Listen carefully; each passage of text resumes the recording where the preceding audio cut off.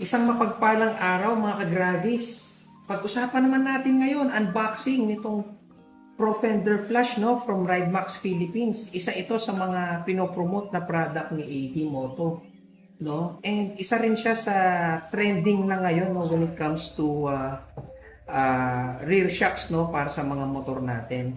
So, tignan nga natin kung talaga bang maganda itong si Profender na flash series nila. Tingnan natin kung paano din siya pinackage nung seller natin na si Ridemax Philippines.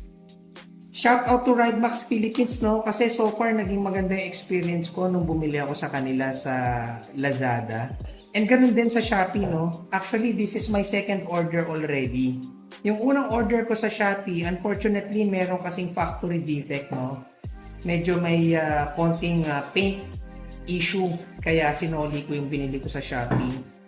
Mabilis naman kausap si customer service nila and mabilis ko rin na-return yung item sa Shopee. So ngayon naman nung nag-sale naman sa Lazada, nag-try ako na kumuha naman from Lazada instead. And same din yung dealer, si Ridemax din So same lang din yung source nito. Pero ngayon makikita natin kung yung pinadala nila ngayon is talagang flawless na So this will serve as the part 1 video nitong Profender Flash series Ang focus natin today is more on the unboxing experience.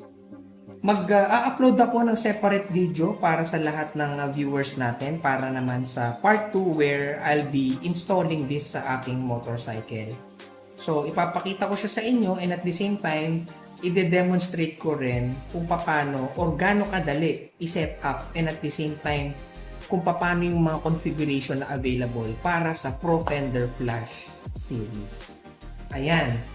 And then finally, sa part 3 video natin, ang gagawin naman natin ay magkakandak tayo ng full review para sa Profender Flash series. So without further ado, tignan na natin, unbox na natin, tignan natin kung okay talaga siya. Ayan. So meron pa siyang enclosure. Tignan natin kung talaga nga ba namang Profender Flash series ang laman nito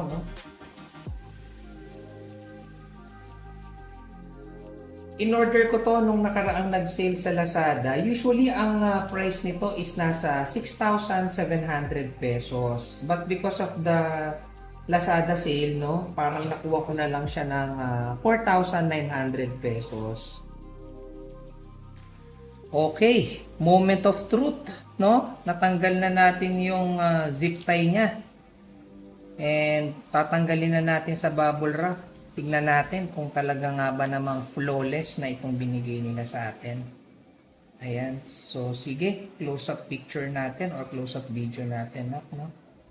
Tignan natin kung meron siyang flaws. Ayan. So, upon visual inspection, ibang-iba to dun sa una kong na-receive, Kasi nga merong paint damage yun nakuha ko dito. And so far, based on what I can see and based on what I can tell, maganda. Maganda tong niya, Maganda tong itsura niya, Mukhang brand new talaga siya. So, isa sa mga pinagmamalaki ni Ridemax Philippines is itong Profender Flash series na to. This comes with at least 1-year warranty. Ngayon, kung kay AV Moto kukunin, usually ang ino-offer naman nila is 2 years warranty, Pero syempre, baka nagbago na rin sila ng setup. We don't know, What I can only confirm is yung current niya ngayon, na 1-year warranty siya pagka sa Lazada mo siya in order. Now, this Profender Flash series, hindi siya high-end, Hindi siya high-end na shocks. Tong Profender Flash series na to, entry level lang nila to, Kaya kung bibili ka nito, what you're actually buying is not something that's high-end, Entry level siya, pero kahit na entry level siya, you're at least getting some form of quality from Profender. Given na kilala na rin sila diba? Hindi sila ganun ka sobrang tagal pa sa market, pero at least they're making a name for themselves already, you know. And although this is an entry level, yung ano niya, no, yung build quality niya, no, kasi gawa na sa ano to eh, gawa na sa aluminum, no, yung pinaka body niya aluminum na siya, kaya good quality talaga siya, no. And then itong rubber bushing na ginawa nila dito, isa to sa mga pinagyayabang nila na magandang klase yung rubber bushing na ginamit nila para dito.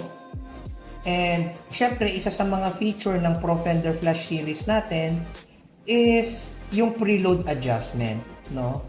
So ito yung for me napaka-importante na magkaroon ka sa shocks mo, no, na magkaroon ka ng preload adjustment.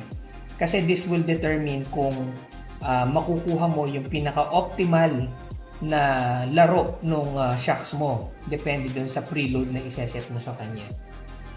So, ituturo ko sa inyo lahat yan pagdating sa installation natin para at least maging well-informed kayo at matuto kayo sa atin kung paano mag-adjust ng preload natin. And aside from the preload, isa sa pinagmamayabang nila Pro Fender is yung oil na ginamit nila sa loob nitong Flash series nila. Ang sabi nila, this is German oil, no? And at the same time, nagkaroon sila dito ng parang mas magandang seal, no? Para maiwasan mo yung leakage dito sa Pro Fender shocks. And then also, aside from the preload, meron din tayong ano, no? Meron din tayong 16 steps na adjustment para sa rebound. So, isa rin to sa mga ituturo ko sa inyo. Kaya kung bago ka sa channel ko, please feel free to like, share, and subscribe para maipakita ko sa inyo kung paano yung tamang adjustment nito. Kung itong spring na to, hindi siya ganun kalambot, no? If we were to compare it, let's say, with the Kayaba. Kasi yung Kayaba, linear spring yun eh. Tapos parang pag binilang mo yung coil niya, no? Yung pinaka-ikot ng spring, parang nasa 6 lang yon. Unlike this one, kung bibilangin mo, 1, 2, 3, 4, 5, 6, 7, 8, 9, 10. So, 10. So, mas marami yung ikot niya. And this is not a linear spring. This is a progressive na spring, no? So, ibig sabihin lang noon, pagka habang tumatagal at lalong nagkakaroon ng weight, mas lalo siyang tumitigas. So, yan yung high-level feature nitong Pro Fender, no? And so far, based on the looks, based on what I can see, and based on what I can tell, so far, sobrang satisfied ako dito sa nabili ko. Kaya hindi na rin ako nag-hesitate na umorder ulit eh. Kasi nga yung una ko nakuha, although may damage siya, no? Nakita ko yung quality nung mismong shocks, yung mismong spring na talagang maganda. Parang feeling ko mas maganda pa siya compared dun sa nabili ko before na Kayaba. So, yan. Hopefully, I've made the right decision. Sana makuha ko din yung gusto ko na settings para dito sa Pro Fender shocks. Kasi may mga ibang reviewers sinasabi, yung iba sabi nila malambot daw, yung iba sasabihin naman nila matigas, no? Parang iba-iba, no? Mix yung reviews. Pero ako, I'll be very honest with all of you guys, no? Para at least masabi natin kung paano ba talaga mag-perform kung Pro Fender na to. Pero syempre, marami silang variant, hindi lang naman iisa to, 'di ba? May mga X-series pa sila, mga high-end. So possibly yung performance ng high-end mga X-series would differ from this one. And also, ito kasi single shock lang siya, no? So kasi baka mamaya mabili niyo dual shock. So pwede iba rin yung magiging performance nun. Ito kasing nabili ko, this is specific to Yamaha Mio or Gravis, Mio Gravis. And I think single shock din si Honda Click, so more likely hindi nagkakalayo yung performance nito doon. Ang pinagkaiba lang siguro is yung haba, kasi yung sa Click kasi parang 330mm na. Unlike this one na naka 310mm lang. So, I think yun lang muna ang pag-usapan natin for today. And kung umabot ka sa puntong to, please feel free to like, share, and subscribe to our YouTube channel. Hanggang sa muli.